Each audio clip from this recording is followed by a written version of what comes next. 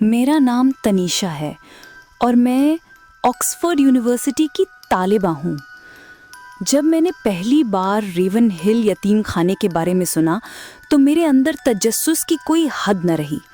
میں نے فیصلہ کیا کہ میں خود جا کے دیکھوں گی کہ یہ پرانی اور ویران عمارت حقیقت میں کیسی ہے۔ جب میں وہاں پہنچی تو باہر سے ہی ایک پراسرار سنسانی کا احساس ہوا۔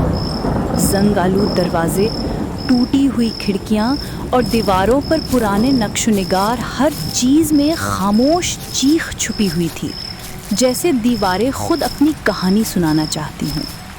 ہوا کے ہلکے جھونکے اور کہیں دور بارش کی بوندوں کی ٹپ ٹپ اس ویرانی کو اور بھی خوفناک بنا رہی تھی۔ میں نے ہمت کر کے اندر قدم رکھا۔ اندر داخل ہوتے ہی ایک عجیب سی سرد ہوا میرے چہرے سے ٹکرائی۔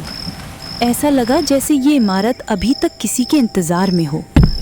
سیڑھیاں چڑھتے وقت اچانک اوپر سے ایک بڑی گھنٹی بجنے لگی۔ آواز بھاری تھی، جیسے کسی پرانی یاد کو جگا رہی ہو۔ میرا دل زور زور سے دھڑکنے لگا۔ میں آہستہ آہستہ اوپر بڑھی، مگر پھر اچانک کہیں دور سے ایک بچے کی ہنسنے کی آواز آئی۔ میں رک گئی۔ میرا دل جیسے کسی نے مٹھی میں جکڑ لیا ہو۔ میں نے ارد گرد دیکھا، کچھ نہیں تھا۔ پھر میری نظر ایک کونے پہ پڑی۔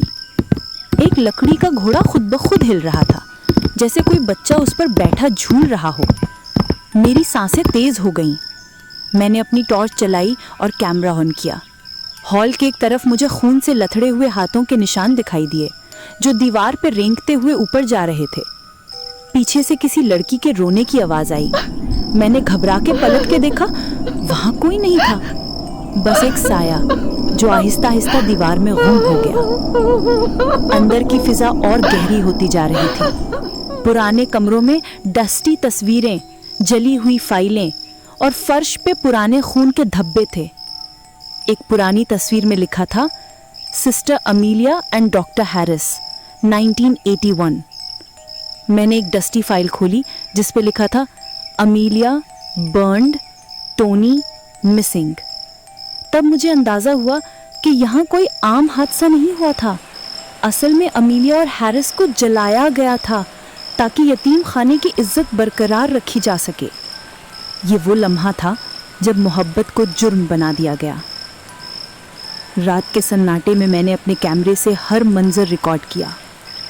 اسی دوران فرش پہ خون سے لکھی تحریر دکھائی دی، "We'll meet again under the cursed bell"۔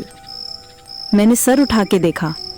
چھت پہ وہی پرانی زنگ آلود چرچ کراس اور اس کے پاس لٹکی گھنٹی ہل رہی تھی۔